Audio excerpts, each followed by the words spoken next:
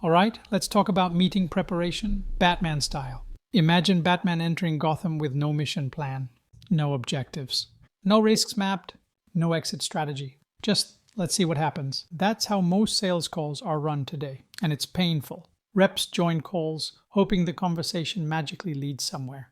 Buyers talk, reps talk, notes are messy, next steps are unclear. Deals stall, but AI changes everything. With Salesforce, HubSpot, Gong, and Moksy.ai, meetings come pre-built.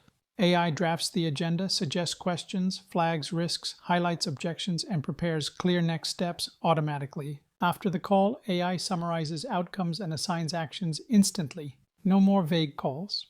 No more "I'll follow up," just momentum. So ask yourself, why are you still running sales calls without a Batman-level plan?